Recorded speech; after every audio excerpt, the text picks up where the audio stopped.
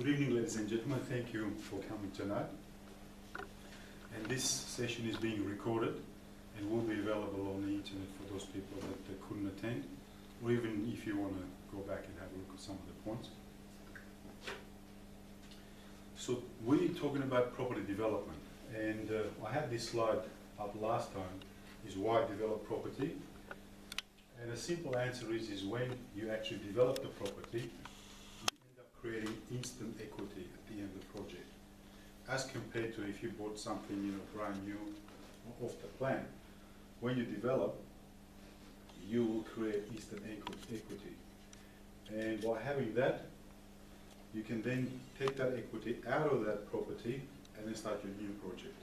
So this way you can have a plan where you can actually grow your portfolio, and you're not exposed to market forces and waiting for the prices to go up or down.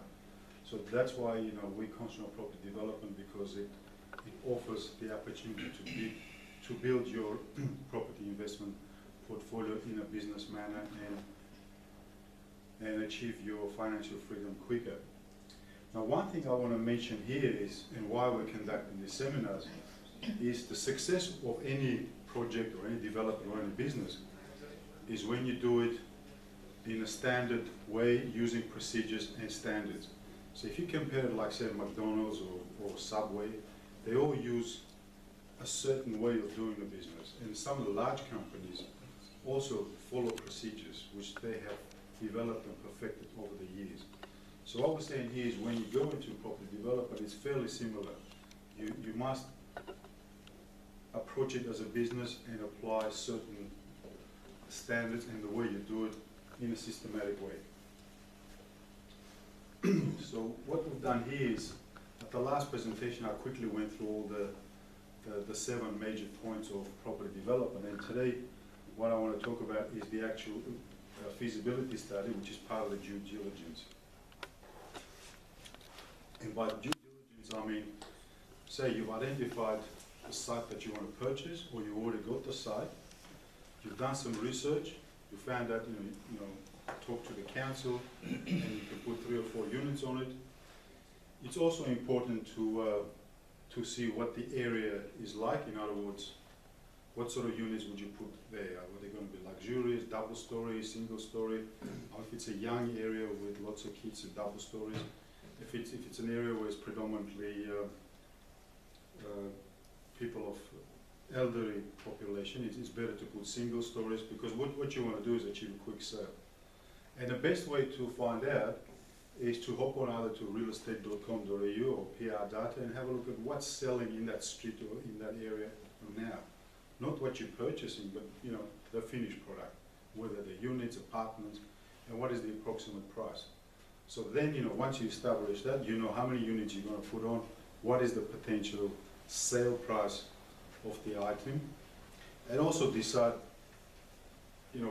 what finishes you're going to put in the house. So in other words, if you're building it out in the outer area, there's no point of making, extremely luxurious, or because a 3-bedroom house is a 3-bedroom house. It doesn't matter how many extra fittings or clever things you put in there.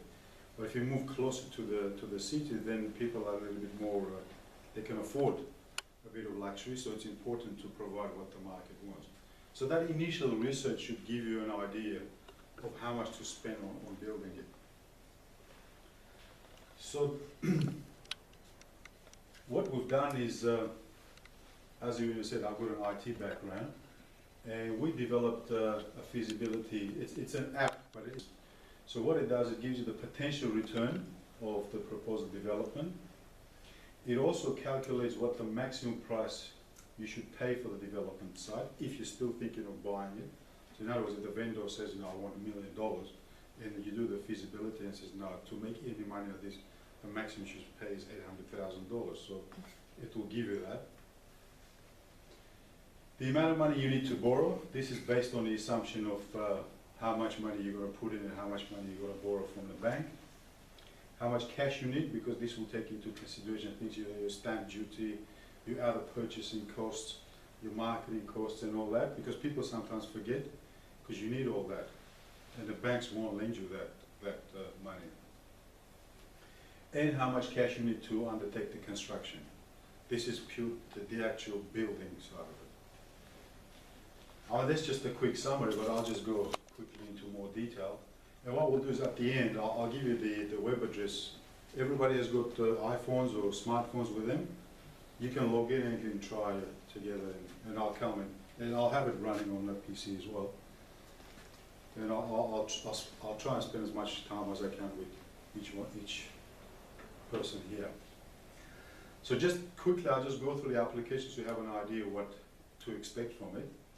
So the first thing you do is when you go to the application, first you log in, and what it asks you is how much is the cost of the land. The next thing it asks for the size. This is purely for documentation, it's just for you. The number of units you're going to put on that block of land. The approximate price or you think you're going to sell. And again, this is obviously based on the research you've done. You can say that, you know, 1 or 4 or 3-bedroom house in this area will sell for that much. Cost of construction, I really put a low value here, but you know, sometimes you might want to spend more. The average size of each unit. The next thing is the rental weeks. By that what I mean, if the site has got a rentable property, and you can rent it out while you're getting the town planning, and so that's the application will actually consider as income, and whether you need the permit or not. In other words, you might buy a site that has already got approved plans, so you don't need that. So once you enter this and you hit a button, it will actually come up with that. It will actually show you the gross. Oops. Sorry about that, I should have turned that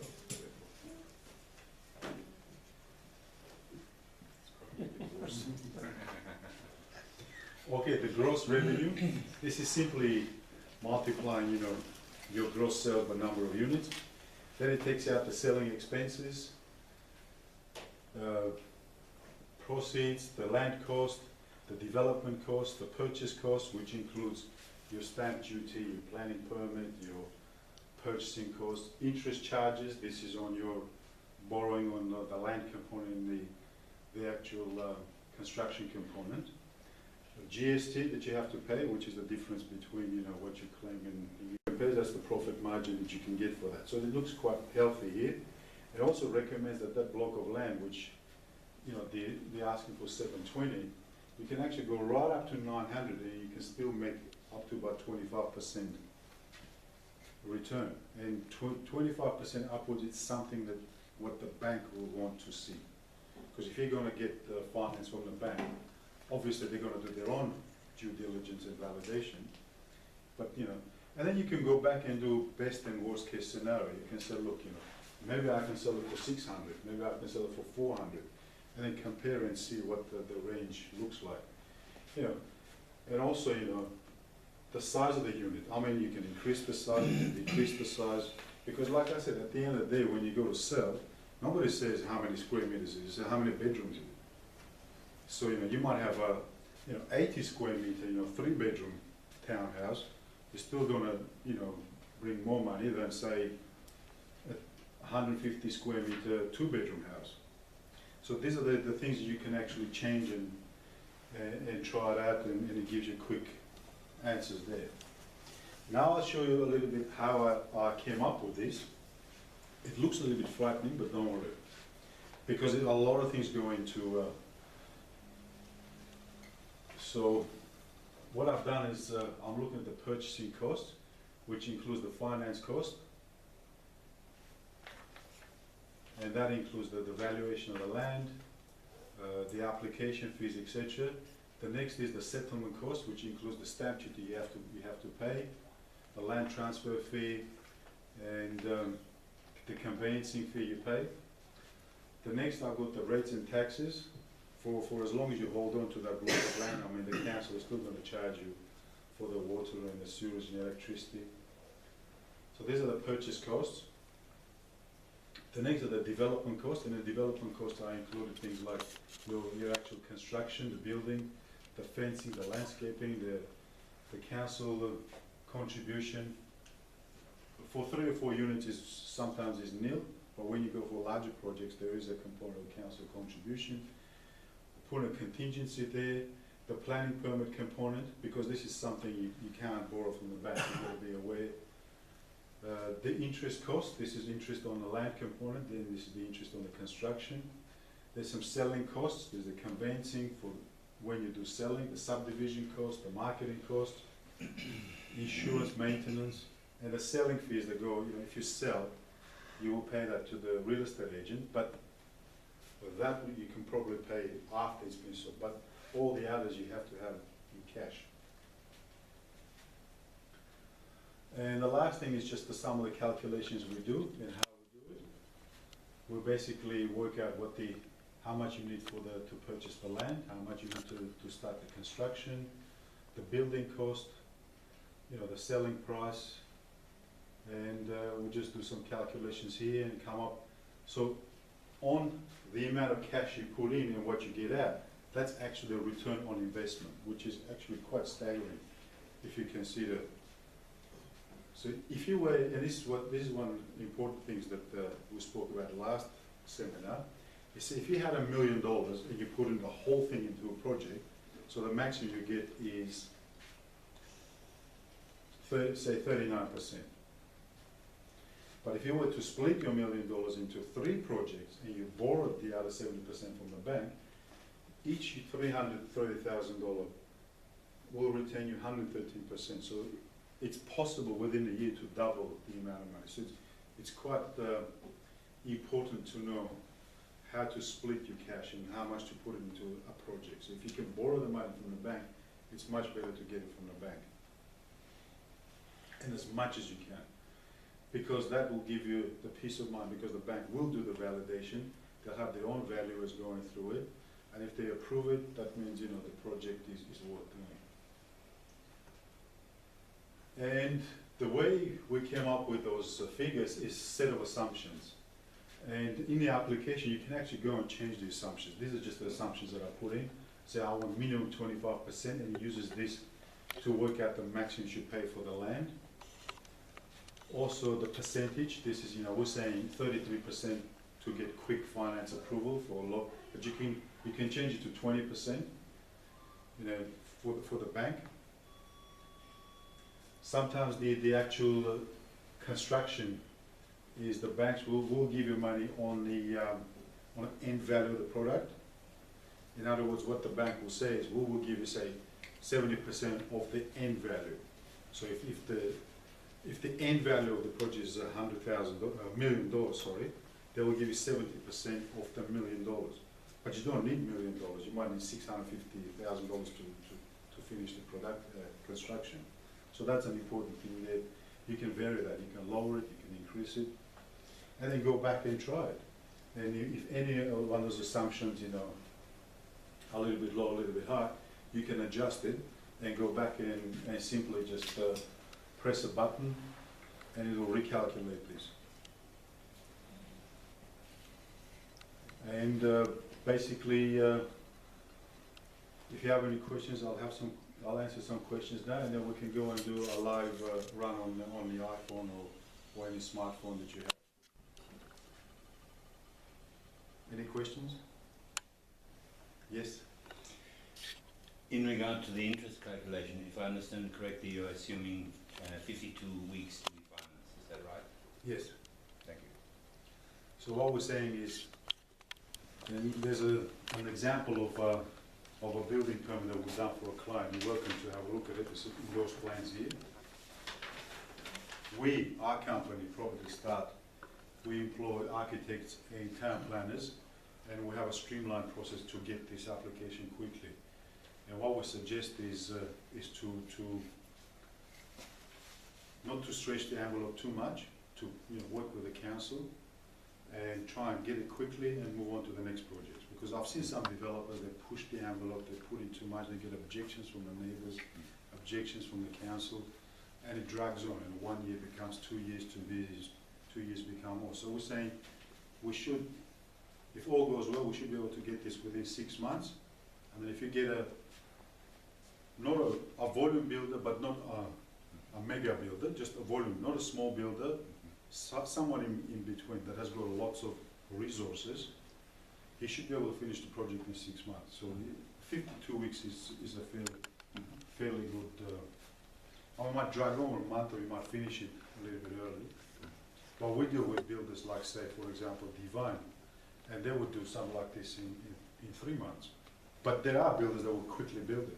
But if you deal with a small builder, I know you might get, like I was at the presentation a few months ago, the guy had a heart attack and the project was delayed by 6 months. You don't want that because this, like I said, you got to think like McDonald's, Subway. What do? Just quickly, just next. Because at the end of the day, you want to build up a portfolio of investment properties as quickly as possible. A small builder might just say, give you a discount of $10,000 or $20,000, but in a big scheme of things, it might be really detrimental to the whole project.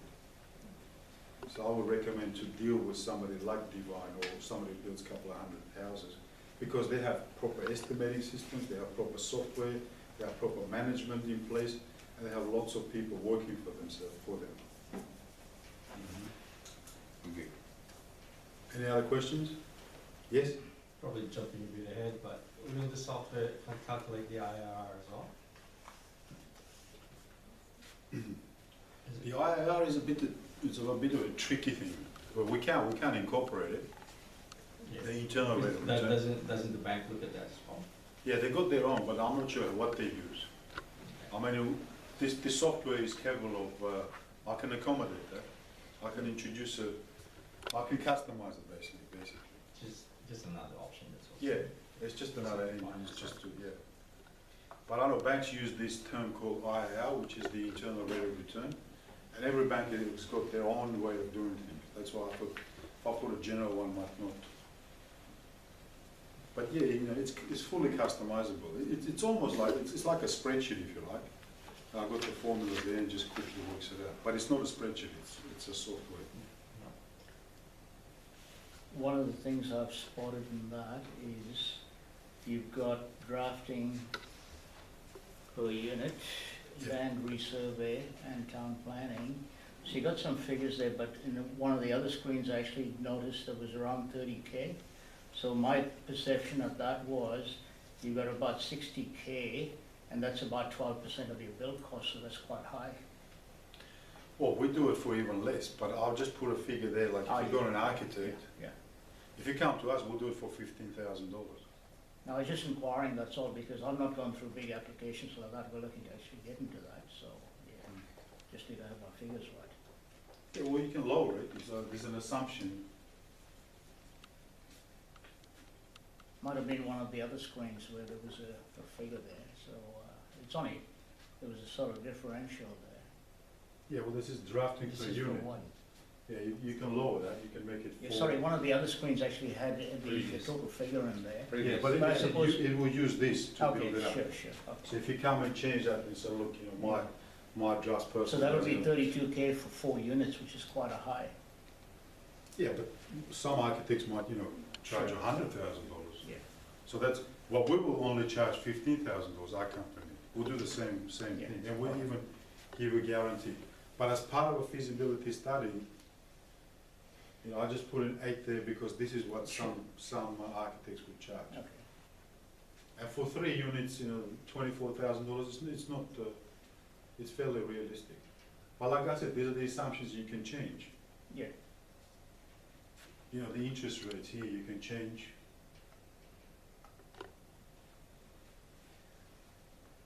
Any other questions? Your guarantee, can you explain a bit to the guarantee? With the actual, what we do, our company, is like I said, we employ architects and town planners. And what we do is, once we take on the job, we actually guarantee the result. We'll say, if we take on the job, if we don't get it, we'll give you money back. So this way, and we'll also guarantee the time. We'll say, if we get it in 6 months. Because see, the thing is, if you've got a builder, for example, the builder has to guarantee the construction time, and they have to guarantee the work.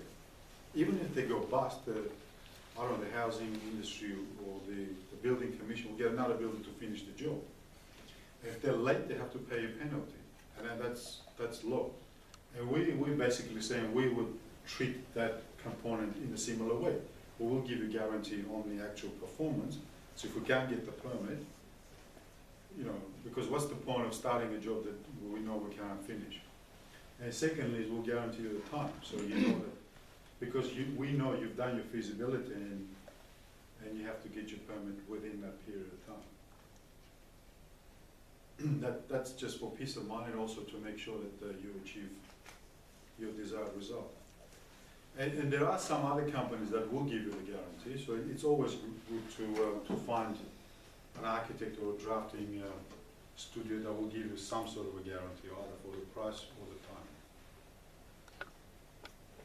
Yes? So if the builder have some issues with the plans, the drafting, and they want to come back to you, so are we going to pay extra for this, or you will actually sort of like No, we liaise usually, with them? because there'll be working drawings. So this, you know, if you have a look at, these are just to get the town plan permit. It's called like shadow diagrams, it shows how it all works, some of the finishes. But when we go to construction, you need to get working drawings. And usually, some builders do it themselves, because you know, they have their own drafting people and they prefer to do it themselves. They have their own engineers, they do the engineering, design a slab. So if there are any issues, it's not, you know, the actual elevations, it's more, you know, the structural things or the engineering things. But if there are any issues, yeah, well, I would recommend that you have like a project manager that will deal with that. It's always good to have somebody, you know, between you and whoever is doing that particular task. In other words, you know, so with a dealer, I would never recommend to deal with a builder directly. Just have that buffer, somebody, a project manager will deal with them. Council, and if the council wants something, have that project manager deal with the council. Neighbors objecting, you know, because it's very easy to get, you know, annoyed with the neighbors and get heated and have arguments. It's better to have somebody else to do it for you. So for the projects that your company works on, which council are you more familiar with? Or? We go right around Melbourne, but mainly within the ring road, you know. But again, it's important. See, if you went to say Baldwin today and bought one house, demolish and put one, you can still make a lot of money.